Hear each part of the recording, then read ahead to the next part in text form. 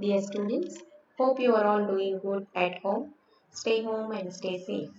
I am Gayatri Khara, lecturer in Computer Science Department, Sir CRR College for Women, Elur. As part of BSc 6th semester under Cluster B, Distributed Systems is one of the subject.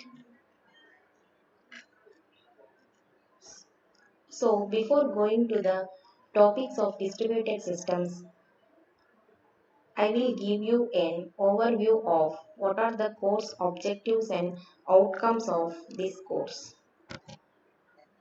The course objectives are: it gives you the fundamentals of distributed computing systems, assuming the availability of facilities for data transmission, to discuss multiple levels of distributed algorithms, whatever the algorithms useful for building the distributed system models, all the related algorithms and security protection mechanisms in order to use the distributed system in a secure manner. All those will cover under unit 1 to unit 5. So the outcomes after this subject, the outcomes are: you can create model for distributed systems, and you can also apply the techniques which you have learned in the distributed system. The main objective and outcomes are these. Coming to the syllabus part, under Unit 1, we will know what is meant by a distributed computing system, what is the history behind distributed computing systems, what are the key characteristics of distributed systems, different types of system models, issues in designing a distributed operating systems, and examples of distributed systems will cover under Unit 1. Features of message passing mechanism will cover under Unit 2. And the mechanism we follow is RPC, remote procedure call. All the call semantics and protocols bindings will cover under this unit. As part of Unit 3, there is an introduction about distributed shared memory, design and implementation of DSM system. DSM is distributed shared memory, granularity and consistency model, advantages of DSM, clock synchronization, and election algorithms like Bully algorithm and ring algorithm will cover under Unit 3. As part of Unit 4, task assignment approach, load balancing approach, sharing approach means whatever the systems are there in a distributed system, the load balancing approach, what is meant by it, and the process migration and threads will cover under Unit 4. Under Unit 5, the file models, file sharing mechanisms, file sharing, accessing the files model, file caching systems, file caching schemes, what are the different schemes of file caching, file replication, and security and protection related concepts will cover under cryptography, authentication, access control, and digital signatures. Overall, this unit will cover about security and protection and also about the files. The reference books for this subject are Pradeep K. Sinha, author Pradeep K. Sinha. The title is Distributed Operating Systems Concepts and Design by Pradeep K. Sinha. And you can also go to Distributed Systems Concept and Design by George. Student activity is: you can give an implementation of distributed mutual exclusion algorithm, or you can create a distributed simulation environment in order to get the idea about how to create a distributed system. We will create a simulation environment. similar environment we will create. After knowing all the above concepts, if you do this activity, then you will get a complete grip on distributed systems. For this purpose or for the regarding syllabus, you can also visit web links like web tutorials like a tutorials point under tutorials point distributed systems, and the complete guide which comes under Confluent, and you can also visit this site. Okay, overview of the outcomes, objectives, and the topics which are covered under 5 units we have discussed. Now coming to what is a distributed computing system. Before going to this topic, what is meant by a distributed computing system, we need to know about there are basically two types of computer architectures. Computer architectures are of two types. They are tightly coupled systems and loosely coupled systems. See, tightly coupled systems are those systems in which the shared memory is shared by all the processors.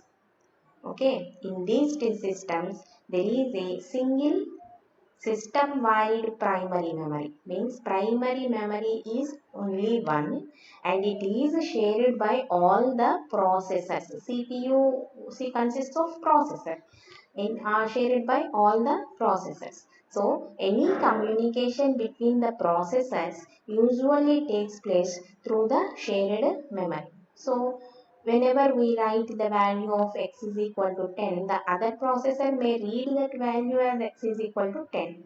And moreover, here they are connected via interconnection hardware.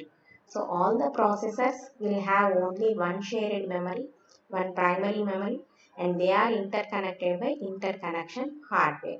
Such a system architecture is nothing but tightly coupled systems. Now, loosely coupled systems. In loosely coupled systems, we have every processor will have a local memory. In the previous one, we are not having local memory in this architecture. But here we have every processor have local memory. Every processor have local memory. And they are connected via a communication network. So the processors do not share memory. Every processor has its own memory. Okay, every processor has its own local memory. It will not share memory. If anybody write the value of x is equal to 10, it can't be read by any other processor. So this type of architecture is followed in distributed systems. So these loosely coupled systems are referred to as distributed computing systems, or simply we can call it as a distributed systems. Then what about tightly coupled systems? They are referred to as parallel processing systems. Tightly coupled systems are referred to as parallel processing systems. Okay. So distributed systems are loosely coupled systems. Next, what is the history behind distributed computing systems? Several new concepts were introduced in 1950s and 60s.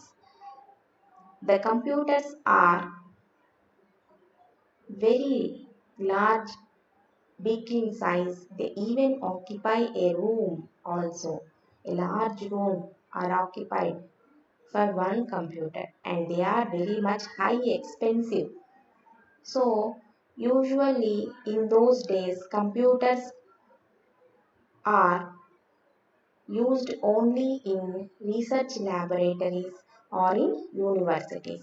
So if any programmer need to write his or her own program, they have to give the input through punched cards. Some media they have to use in order to write the program.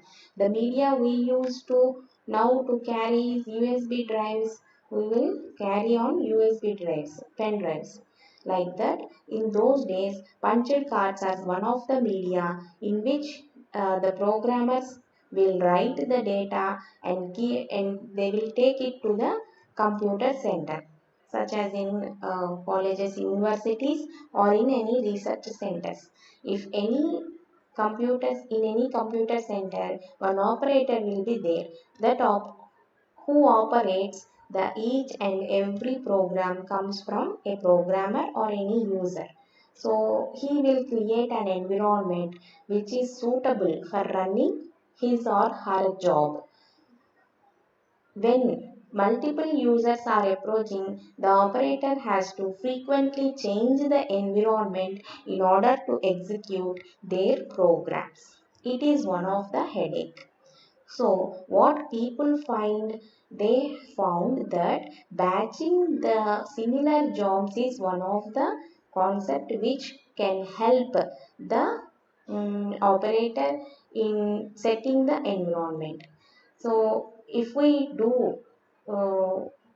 the if we batch all the which are similar processes which are similar in their jobs, we will group that one. That is nothing but batching process. So batching together of jobs with similar needs is one of the concept they use it to follow. So in such manner, it will somewhat save our time. Why? Because we need not set the environment every time. We are executing 100 or 200 or even 3 jobs in a batch manner. And the other one is automatic sequencing of jobs, which will take care of executing the jobs by setting the environment one by one. And offline processing mode, which means that most of the users do not want computation power, they want IO bound processes, means they just want input or output bound processes, input output bound process rather than computing process. So in such a manner, whenever there is a requirement of computing power, then only we will use the operations. We will use the CPU time. So offline processing is another concept, and we will follow these concepts of buffering and spooling. And also the multi-programming is another concept which have arisen from those times. Even the multi-programming also do the job one by one, but it creates an illusion to the user that all the jobs are executing at once. Finally, multi-programming has also improved the CPU utilization by organizing jobs, and the CPU is not idle. It is always executing any one of the job at a point of time.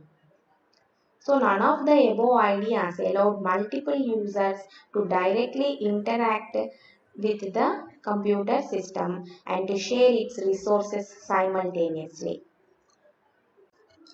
So none of the above ideas means what we have discussed about batching or automatic running of offline programs, offline executing of programs or offline processing and multi-programming are all not at all allowing the multiple users to directly interact with a computer system, and we cannot share the resources simultaneously in any of the above models. So, time sharing systems will do that job. Time sharing systems will have several dumb terminals attached to the main computer. Means in a time sharing system, every user will have a terminal, nothing but monitor, and they are all attached to the main computer. These terminals were placed in a room different from the main computer room. Okay, they are separated. Dumb terminals are separated from main computer room. Using these computers terminals, all the multiple users can do their jobs, can do execute their interactive jobs simultaneously and share the resources of the computer system. Here in this mode, the people are allowed to share the system resources. So in a time sharing system, each user is given an impression, an illusion that he or she has his or her own computer. Illusion. Why? Because there is only one main computer room. We are having only, a user is having only a monitor. So it creates an illusion that his or he is owning a computer, because the system switches rapidly from one user's job to the next user's job. Such in that way, all the process, multiple users can do their jobs simultaneously, and it gives an idea, an illusion that the computer is executing his own job. It executes only a part of each job at a point of time, but it creates an illusion that to everyone that his or her own job is executing.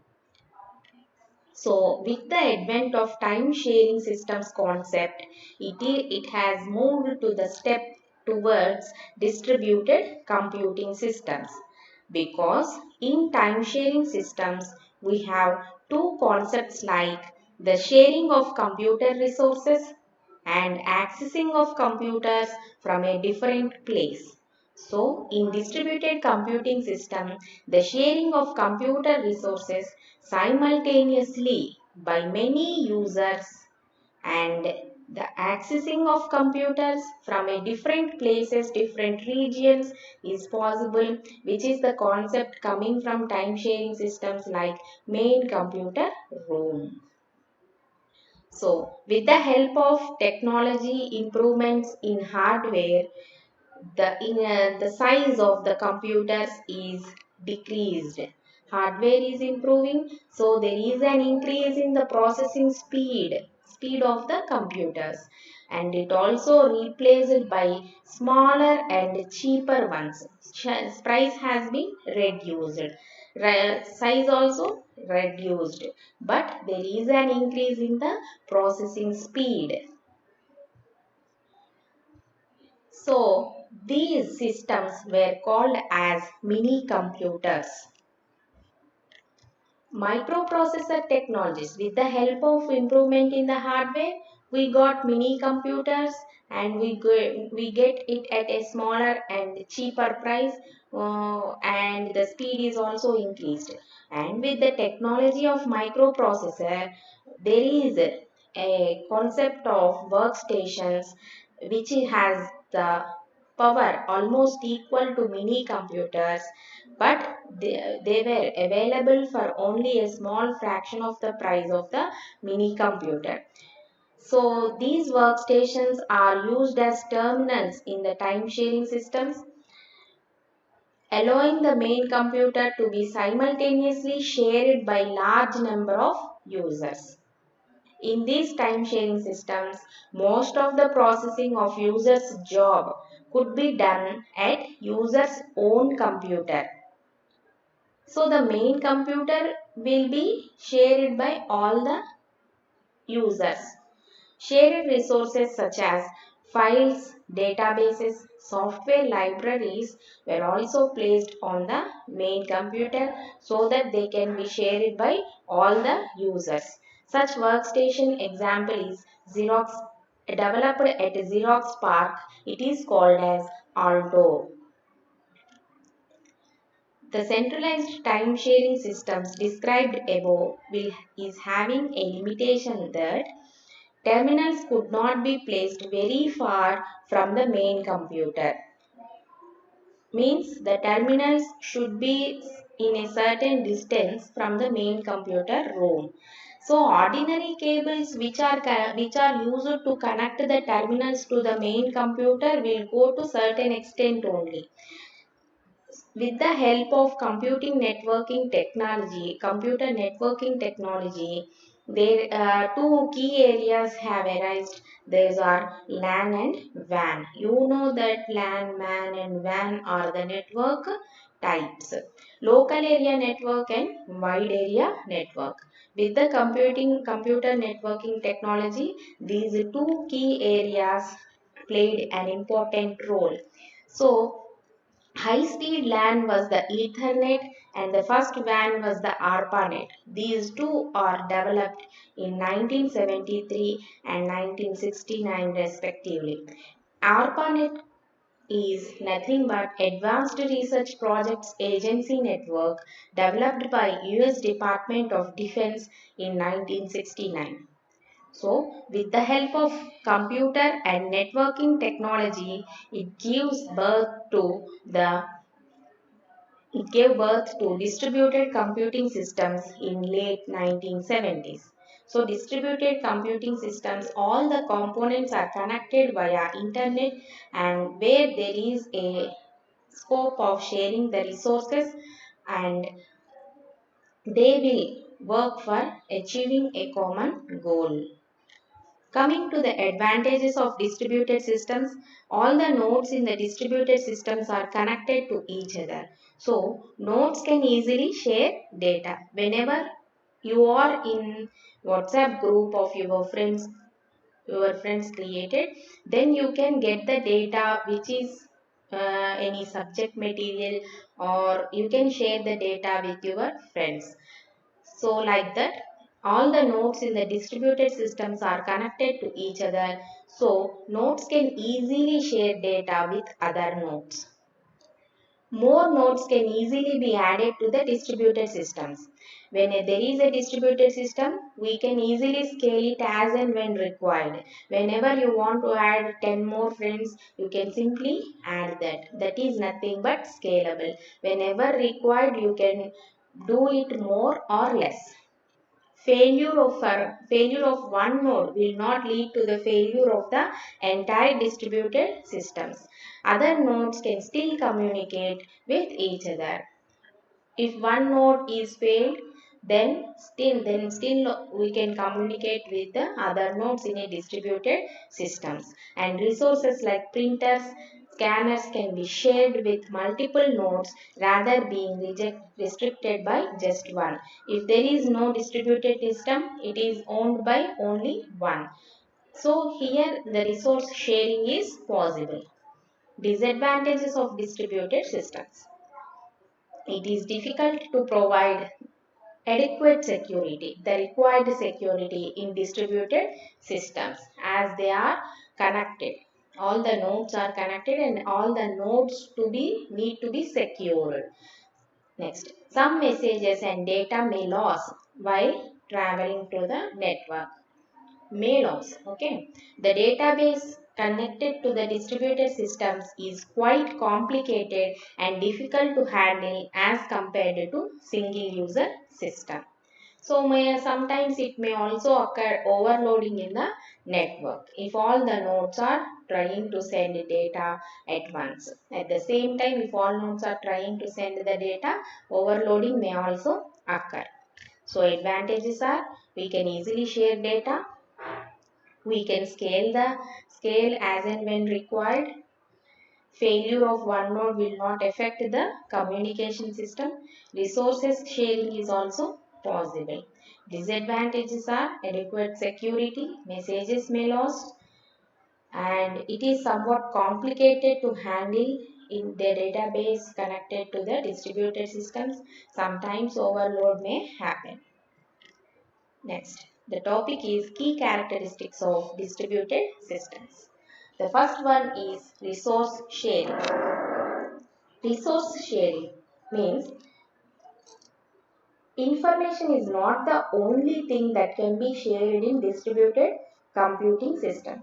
Sharing of softwares such as software libraries, databases, as well as hardware resources such as printers, hard disks, and plotters can also be done in a very effective way among all the computers in a distributed system. So, computers in distributed systems share resources, both hardware and software. Hardware resources are shared for reduction in cost. Means we need not buy those hardware which are required. Data is shared for consistency and exchange of information. Resources are managed by a software module known as resource manager.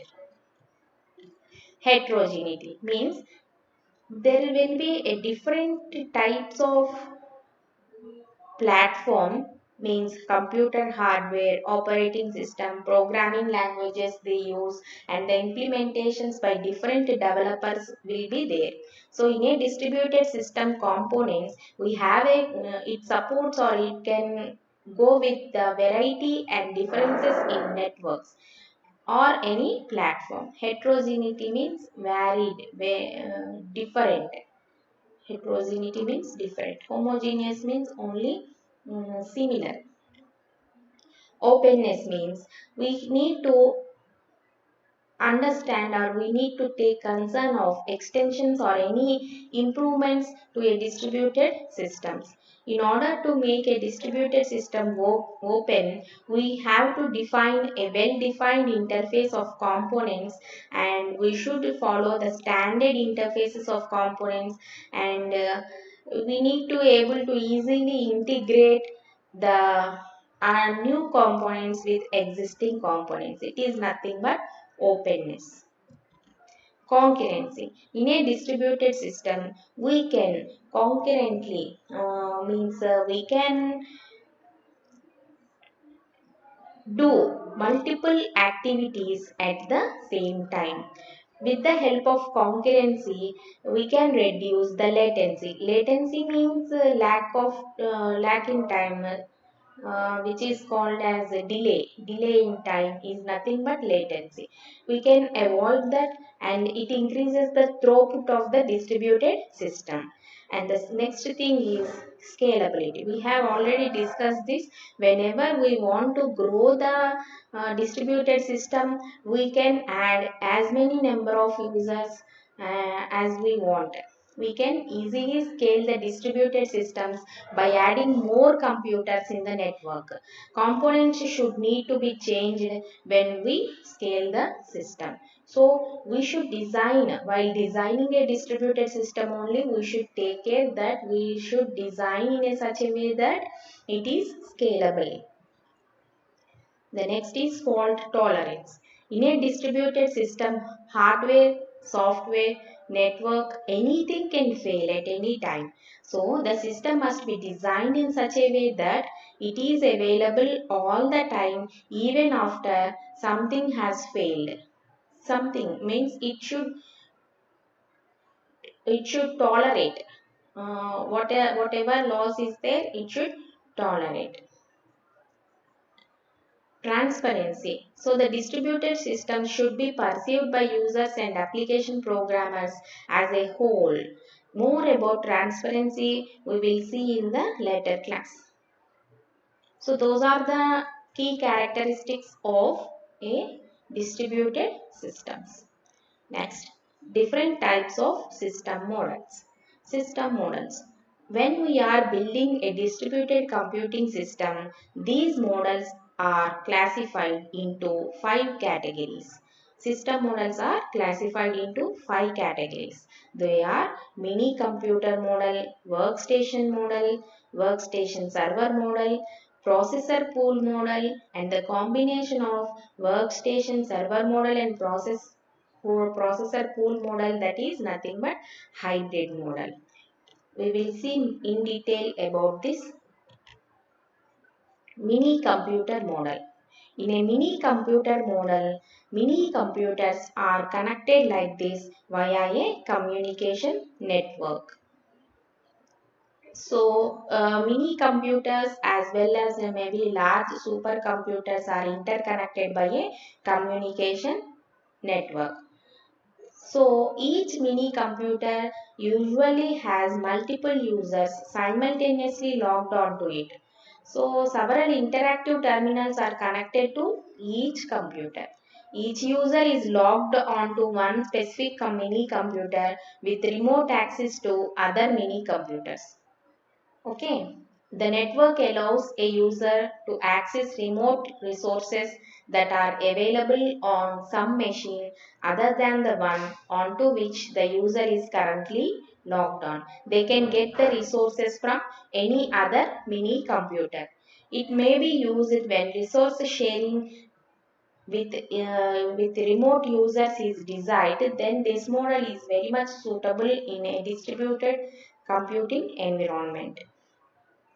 So information sharing such as databases of different types or any database located on another mini computer, then this model is very much suitable. The early ARPANET is an example of distributed computing system based on this mini computer model.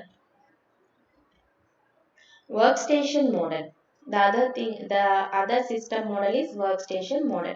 So points to remember in mini computer model is, in a mini computer model there are the mini computers connected to a communication network, and each mini computer can have many terminals which will be used by multiple users, and all the users may log in at the same time.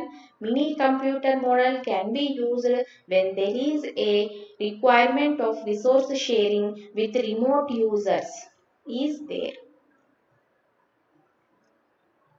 Next, workstation model. A distributed computing system based on workstation model consists of workstations, several workstations connected via a communication network. In the previous system model, we have connected mini computers. Instead of that, here in workstation model, we are connecting workstations via a communication network. So, a company's office or a university department may have several workstations scattered. Scattered means expanded throughout a building or campus. Each workstation equipped with its own disk and serving as a single user computer. So, here it will be taken care by the workstation and it will be acting as a single computer.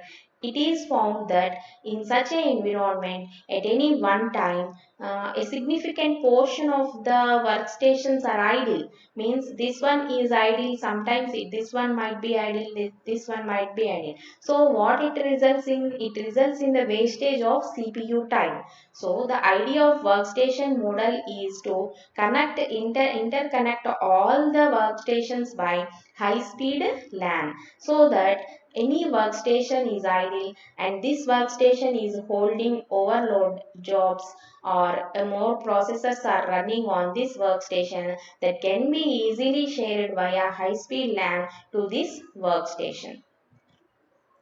So, whenever a user logs on to one of the workstations, we call it as his or her own workstation.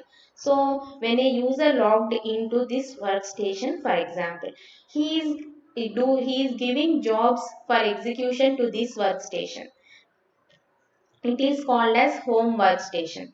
So when the system finds, if the system finds that whatever job submitted by the user is more than the capacity of that workstation, or we can say that the computing power or the processing power is insufficient for executing the processes of the submitted jobs, then it transfers the process, some of the process to the idle workstation.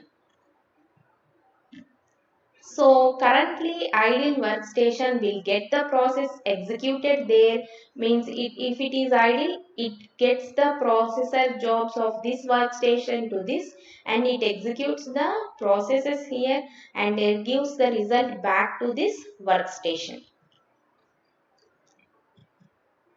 The home workstation will receive the job. So this model is looking to be fine, but it is not so simple to implement because it has several issues which should be resolved. Why? Because how does the system can find an ideal workstation, and the second one is, how is a process transferred from one workstation to get it executed on another workstation? What is the mode of transfer? And what happens to a remote process if user logs onto a workstation that was idle up until now, and when the user of that particular workstation suddenly logged in and want to execute a process, what is the so these issue, what is the mode we need to follow? These are the issues. Means how can issues are like this. First one is this: how can this workstation can find an ideal workstation? First issue. And the second issue is how to transfer the process from one workstation to another workstation.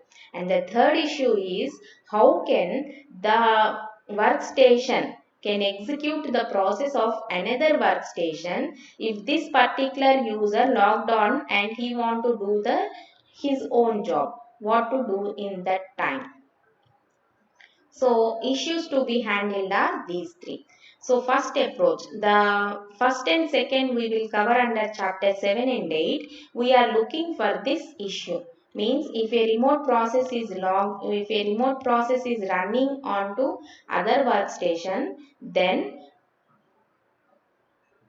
it was being executed to execute a process of another workstation, what to do.